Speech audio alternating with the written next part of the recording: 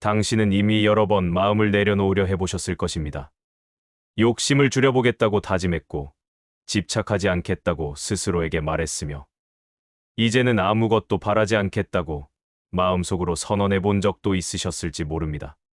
그런데 이상하게도 그럴 때마다 마음은 더 바빠지고 더 예민해지고 더 무거워지지 않았습니까? 놓으려 할수록 무엇인가를 더 단단히 쥐고 있는 듯한 느낌. 비우겠다고 마음먹은 순간부터 이미 마음속에는 비워야 한다는 또 하나의 생각이 자리 잡고 있었을지도 모릅니다. 석가모니는 말씀하셨습니다. 괴로움은 바깥에서 오는 것이 아니라 마음이 무언가를 되어야 할 상태로 규정하는 순간 시작된다고요. 비움조차 목표가 되는 순간. 그 비움은 더 이상 고요가 아니라 과제가 됩니다. 과제는 성취를 요구하고, 성취는 비교를 낳으며, 비교는 다시 부족함을 만들어냅니다. 그래서 마음은 쉬지 못합니다. 아무것도 바라지 않겠다고 말하면서도 사실은 아무것도 바라지 않는 나가 되기를 은근히 바라게 되기 때문입니다.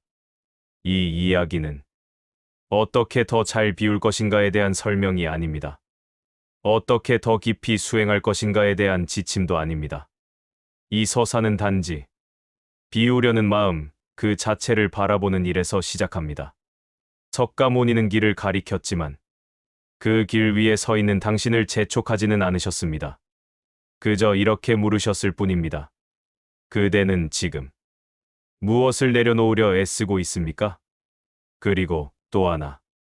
그 내려놓으려는 마음은 지금 어디를 향해 가고 있습니까?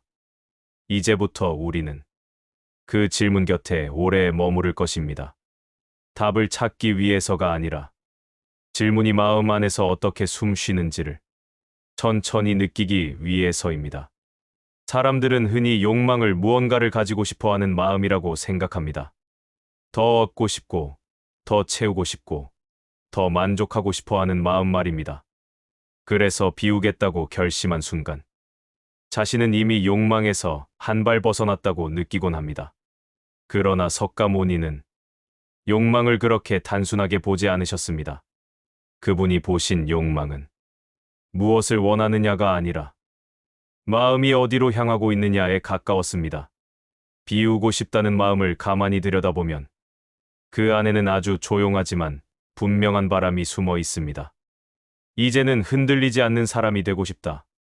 이제는 괴롭지 않은 상태에 도달하고 싶다. 이제는 내려놓은 사람으로 살고 싶다. 이 바람들은 겉으로 보기에 고결해 보입니다. 욕심을 버리겠다는 말처럼 들리기 때문입니다. 그러나 마음의 결을 더 깊이 따라가 보면 그 바람 역시 어떤 상태가 되려는 마음임을 알 수 있습니다. 석가모니는 이렇게 반문하셨을 것입니다. 그대가 비우고자 하는 이유는 무엇입니까? 고통이 싫어서입니까? 아니면 고통 없는 나를 원해서입니까? 이 두 질문은 비슷해 보이지만 마음의 방향은 전혀 다릅니다. 고통을 알아차리는 것은 깨어있음이지만 고통 없는 나를 상상하는 순간 마음은 이미 미래로 도망갑니다. 그리고 미래로 향한 마음은 언제나 지금 이 순간을 부족하게 만듭니다. 비움은 지금의 마음을 온전히 보는 일인데 비워진 나를 꿈꾸는 순간 지금의 나는 버려야 할 대상으로 전락합니다. 그래서 비우려 할수록 마음은 은근히 자신을 밀어냅니다. 이 상태는 아직 부족해. 나는 아직 충분히 내려놓지 못했어. 이 생각이 반복될수록 마음속에는 새로운 기준이 생깁니다. 잘 비운 마음과 아직 비우지 못한 마음.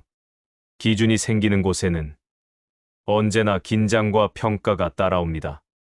그리고 평가는 또 다른 집착의 얼굴입니다. 석가모니는 욕망을 없애라고 서두르지 않으셨습니다.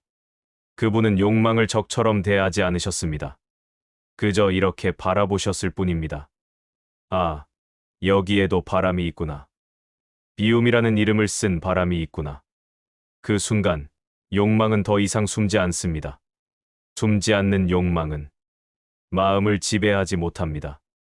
비우고 싶다는 마음이 올라올 때 그 마음을 밀어내지 않아도 괜찮습니다.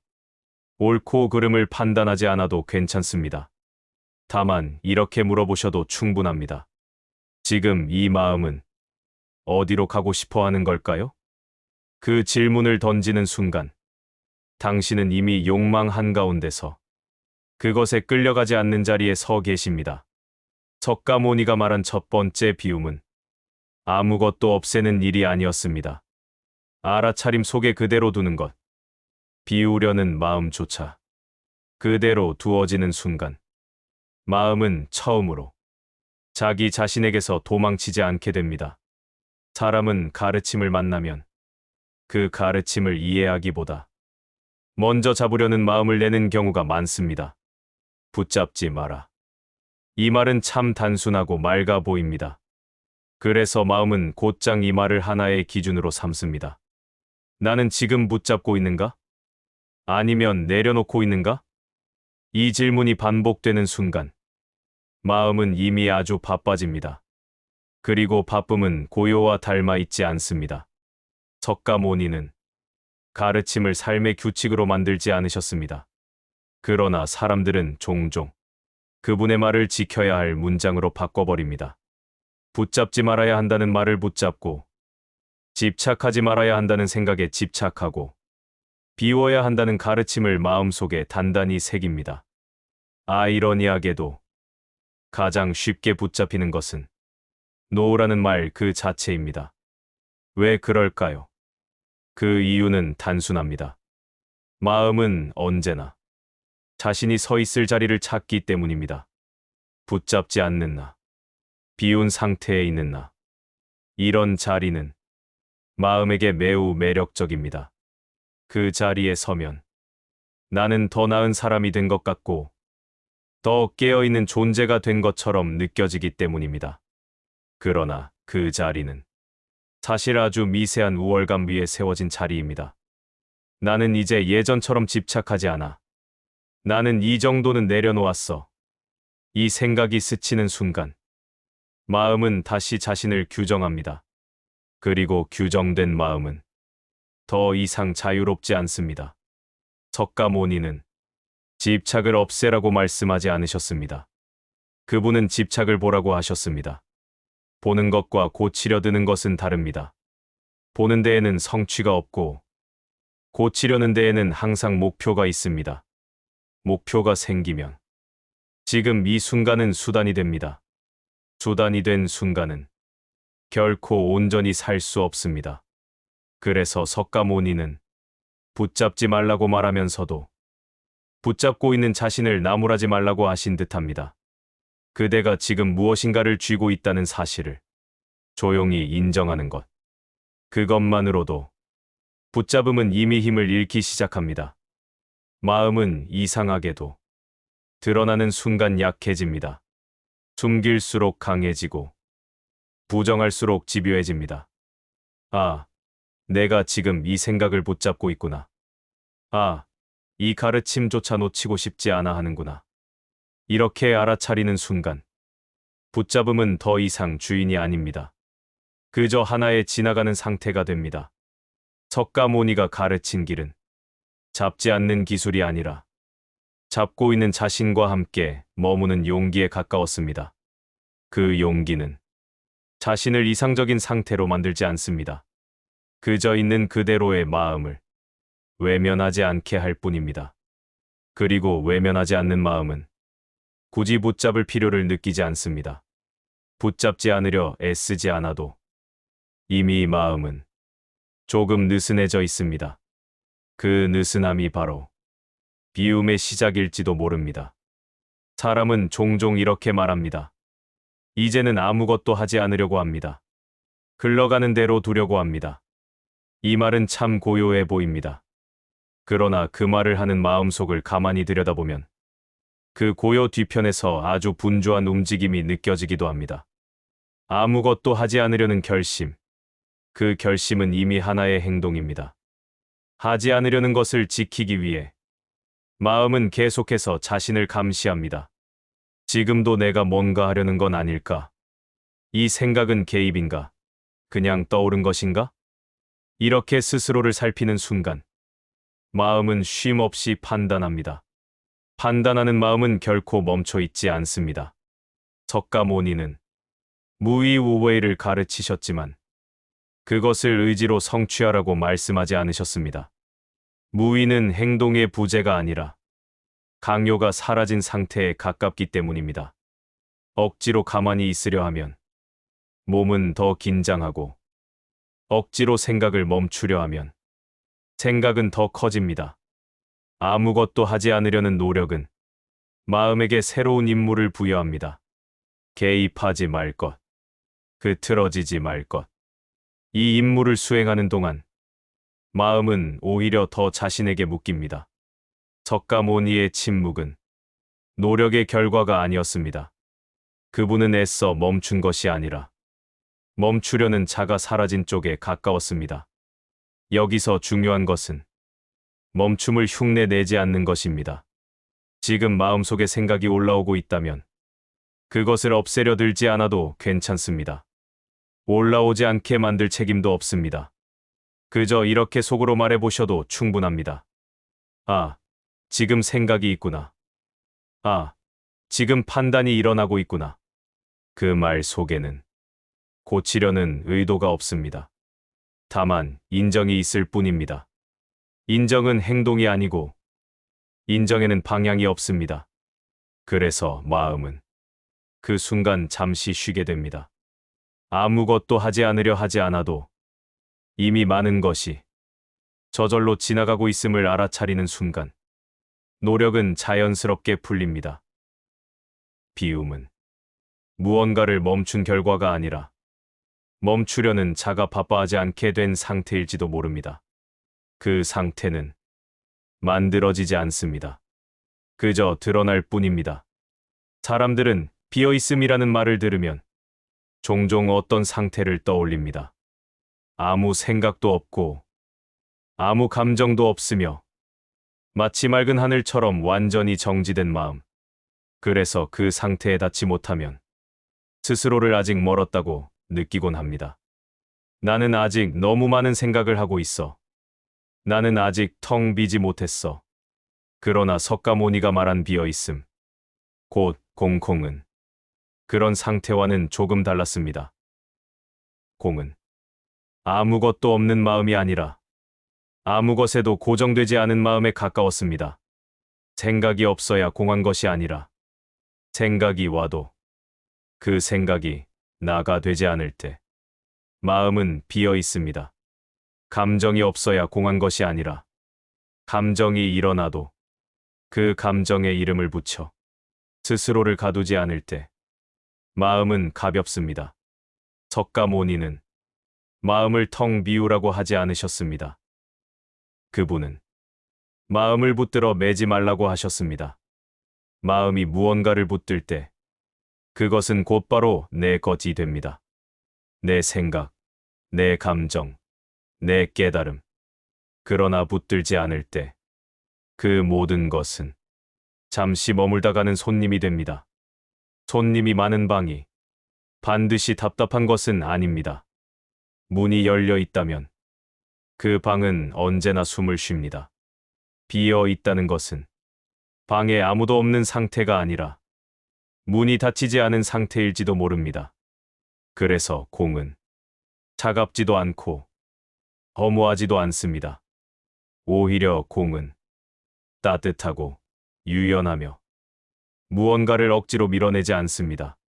생각이 들어와도 들어오지 마라 하지 않고 감정이 일어나도 사라져라 하지 않습니다. 그저 아, 지금 이런 것이 있구나 하고 바라볼 뿐입니다.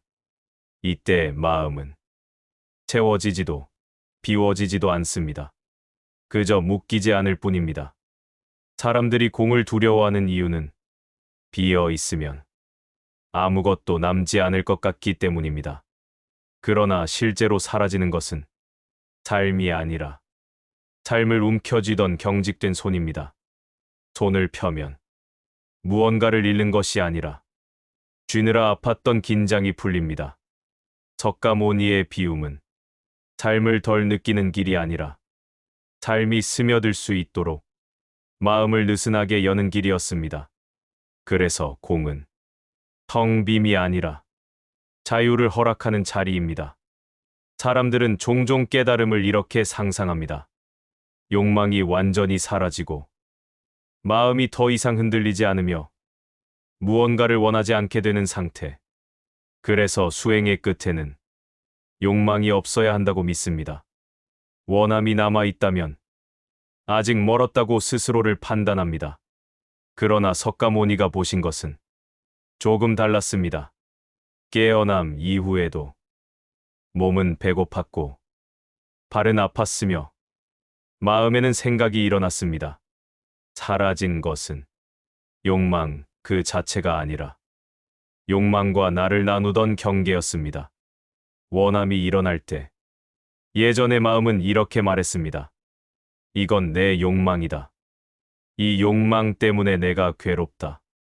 그러나 경계가 느슨해진 뒤에는 그 말이 더 이상 성립하지 않았습니다. 욕망은 일어났지만 그것을 붙잡아 나라고 부를 주체가 뚜렷이 남아있지 않았기 때문입니다. 욕망은 파도처럼 일어나고 파도처럼 가라앉았습니다. 그러나 그 파도를 소유하려는 바다는 없었습니다. 그래서 욕망은 더 이상 문제되지 않았습니다. 문제가 되지 않는 욕망은 사람을 끌고 가지 못합니다. 석가모니는 욕망을 제거하지 않으셨습니다. 그분은 욕망과 싸우지 않으셨습니다. 그저 욕망이 나의 정체성이 되지 않도록 그 사이의 경계를 조용히 풀어두셨을 뿐입니다. 경계가 사라지면 세상은 희미해지는 것이 아니라 오히려 또렷해집니다. 기쁨은 기쁨으로, 슬픔은 슬픔으로, 원함은 원함으로 그 자체로 드러납니다. 거기에 이러면 안 된다. 이건 부족하다. 라는 판단이 끼어들지 않으니 마음은 덜 소모됩니다. 사람들은 흔히 묻습니다. 그러면 나는 무엇이 됩니까? 그러나 석가모니의 길에서는 그 질문이 조금씩 힘을 잃습니다. 무엇이 되지 않아도 이미 여기에서 충분히 숨 쉬고 있기 때문입니다. 경계가 사라진 자리에 남는 것은 허무가 아니라 저항하지 않는 생동감입니다. 욕망이 일어나도 그것을 밀어내지 않고 욕망이 사라져도 그 상태를 붙잡지 않습니다. 이때 마음은 어디에도 매달리지 않습니다. 그래서 어디에도 떨어지지 않습니다. 사라진 것은 욕망이 아니었습니다. 사라진 것은 욕망을 나라고 부르던 그 오래된 습관이었습니다. 사람들은 평온을 어떤 도착지처럼 생각합니다. 오랜 수행 끝에 닿는 상태, 수많은 생각과 감정을 통과한 뒤 마침내 얻게 되는 보상처럼 말입니다. 그래서 마음은 묻습니다. 언제쯤 나는 평온해질까? 어느 지점에 가면 흔들리지 않을까?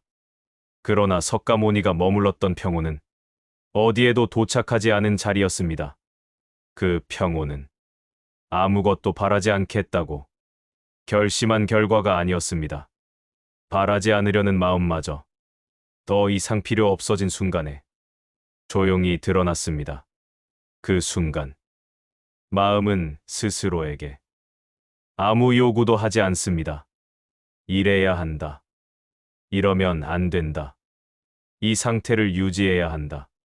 이 모든 문장이 의미를 잃습니다.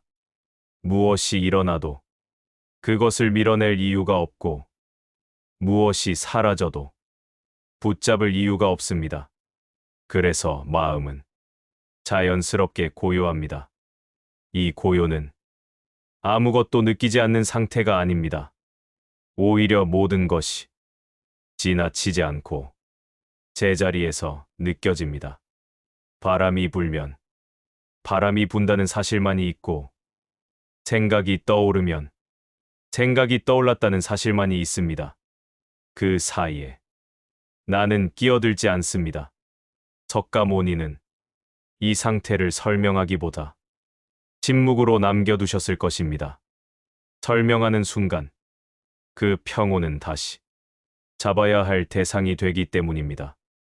그래서 이 평온은 지키려 하지 않을 때 가장 오래 머물고 이해하려 하지 않을 때 가장 분명하게 느껴집니다. 아무것도 바라지 않을 때 마음은 비로소 자기 자신에게서 벗어납니다. 그리고 자기 자신에게서 벗어난 마음은 어디에도 갇히지 않습니다. 그것이 석가모니가 말한 해탈의 한 얼굴이었을지도 모릅니다.